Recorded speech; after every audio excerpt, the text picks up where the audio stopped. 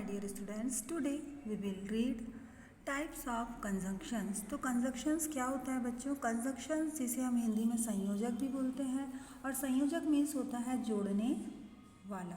ठीक है। सो conjunction are words that join words, clauses और सेंटेंसेस। कंजंक्शंस या संयोजक वो होते हैं जो कि शब्दों को जोड़ते हैं। क्लॉजेज मीन्स होता है ग्रुप ऑफ वर्ड्स या शब्दों के समूह को जोड़ते हैं या फिर वाक्यों को जोड़ते हैं। They are also called connectors और लिंकिंग वर्ड्स। अब जो कंजंक्शंस होते हैं उन्हें हम कनेक्टर्स भी बोलते हैं और लिंकिंग वर्ड्स भी बोल सकते हैं। So today I am going to explain you a table based on types of conjunctions. There are so many types of conjunctions and you can see this in this table given below. So let's start the first type of conjunctions. It is called coordinating conjunctions. अब coordinating conjunctions कौन से होते हैं बेटा? जो coordinating conjunctions होते हैं वो होते हैं and, but, nor, और, so, for, yet. अब इनका फंक्शन क्या होता है? These conjunctions are used to join words, phrases and clauses of equal ranks. Now have a look on the examples given below. हम कैसे यूज करेंगे इन कंजंक्शंस को? For example, the garden has some beautiful flowers and a fresh green lawn. So there are two sentences and we have added two sentences into one by using the coordinating conjunctions and. Next sentence is Beena was hurt but she did not cry. And last is father's car red or black? So we have seen the sentences based on coordinating conjunction. These were and, but, and, or. Next type of conjunction is co-relative conjunctions. अब co-relative conjunctions क्या होते हैं बेटा? ऐसे conjunctions होते हैं जिनका use sentence में अलग अलग प्लेस पर होता है बट वो आपस में एक दूसरे से रिलेटेड होते हैं। For example, neither nor, either or, not only but also, both and, no sooner than, scarcely when and hardly when. कैसे फंक्शन करते हैं ये correlative conjunction? These conjunctions are used in pair to connect two words, phrases और sentences. ये जो conjunctions होते हैं इनका काम भी होता है बेटा वर्ड्स को या फ्रेजेस को या सेंटेंस को ऐड करना, बट हमें एक चीज़ ध्यान रखना होती है यहाँ पर कि जो कोरिलेटिव कंजंक्शंस होते हैं उनका यूज सेंटेंसेस को कंबाइन करते वक्त अलग अलग प्लेसेस पर होता है। Now have a look on given examples. First example we can see neither Seema nor her sister. ना तो सीमा और ना ही उसकी बहन came to school yesterday. कल स्कूल आई थी। Next sentence is Tina will lead either the basketball team or the throwball team. बेटा ये आप देख सकते हैं कि ये जो कोरिलेटिव कंजंक्शंस हैं उनसे हम सेंटेंसेस को जोड़ तो रहे हैं, उनको कनेक्ट कर रहे हैं, बट जो कंजंक्शंस हैं वो अलग अलग प्लेसेस पर यूज़ हो रहे हैं। Next is the weather is not only hot but also humid.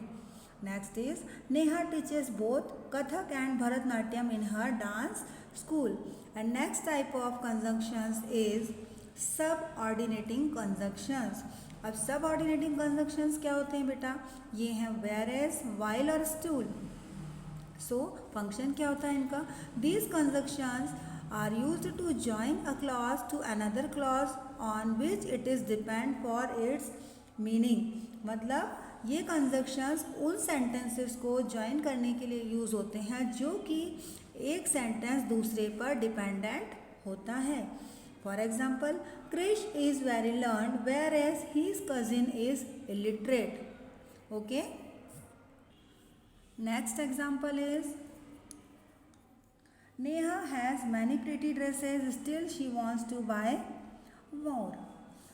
These conjunctions show contrast between two statements. ये जो conjunctions हैं ये two statements या two sentence के बीच में contrast show करते हैं। Next is as long as, since, until, till और after. These conjunctions indicate time. अब कुछ कंजक्शंस ऐसे हैं जो कि हमें टाइम बताते हैं, समय को इंडिकेट करते हैं. For example, Meeta has been sick since Monday. Next is please do not leave until I come home. And next is we wanted in the school after classes. ये सारे कंजक्शंस जो है बेटा ये टाइम को इंडिकेट कर रहे हैं, और ये कंजक्शंस जो हैं वो हैं as long as, since, until, till and after. And next conjunctions are because, as और सिंस. और ये जो कंजक्शंस होते हैं इनका फंक्शन जो होता है to denote the reasons for something. किसी कार्य के होने ना होने का जो कारण होता है उन कारणों को या उन रीजन्स को शो करने का काम ये कंजक्शंस करते हैं. For example, Garima was dilated because she was going on a holiday. अब यहाँ पर हम देख सकते हैं कि गरिमा वॉज डिलाइटेड, गरिमा खुश थी. क्यों खुश थी? बिकॉज, क्योंकि she was going on a holiday, क्योंकि वो छुट्टी पर गई थी. यहाँ पर गरिमा के खुश होने का कारण बताया गया है कि वो इसलिए खुश थी क्योंकि वो छुट्टियों पर गई थी. Next is the old lady was crying bitterly as all her jewelry has been stolen. जो बूढ़ी औरत थी वो बहुत बुरी तरीके से रो रही थी क्योंकि उसकी सारी ज्वेलरी या उसके सारे जेवरात जो थे वो चोरी हो चुके थे. Next is he was unable to complete the project since he had no help. Next conjunctions are so that, least, in order that. अब ये जो कंजक्शंस हैं वो कैसे वर्क करते हैं बेटा? These conjunction show purpose. अब ये जो कंजक्शंस हैं वो आपका पर्पस बताते हैं, आपका उद्देश्य बताते हैं, आपके कार्य करने का जो मोटो है वो बताते हैं. For example, we reserved our ticket in advance so that we might get good seats. हमने एडवांस में टिकट बुक किए हैं ताकि हम लोग आसानी से अच्छी सीट्स पा सकें. यहाँ पर आपका पर्पस बताया गया है कि आपने एडवांस में पहले से जो टिकट बुक की थी उनका कारण क्या था. She worked carefully lest she should fall. Next is he is looking for a good job in order that he may earn a handsome salary. वो एक अच्छी जॉब की तलाश कर रहा है ताकि वो एक आकर्षक सैलरी या अच्छी इनकम पा सके. Next is if, unless, provided, as, if. ये जो कंजक्शन है बेटा दीज कंजक्शन शो कंडीशन. ये जो कंजक्शंस हैं ये आपकी कंडीशंस को शो करते हैं, आपकी स्थिति को बताते हैं. For example, if you do not follow the instructions you may not be able to operate the machine. यदि आप दिए गए इंस्ट्रक्शंस को या निर्देशों को अनुसरण नहीं करते हैं, उनको फॉलो नहीं करते हैं, तो ये आपके लिए पॉसिबल नहीं होगा इस मशीन को ऑपरेट करना. Next is the teacher will not accept your apology unless it is genuine. Teacher आपकी एपोलॉजी या आपके माफ़ीनामे को मंजूर नहीं करेगी यदि जो कारण है वो उचित नहीं होगा. I will visit you provided I am free. And next conjunctions are though and although. These conjunction show contrast और कंसेशन. ये जो कंजक्शंस है ये हमें कंसेशन बताते हैं या कंट्रास्ट शो करते हैं.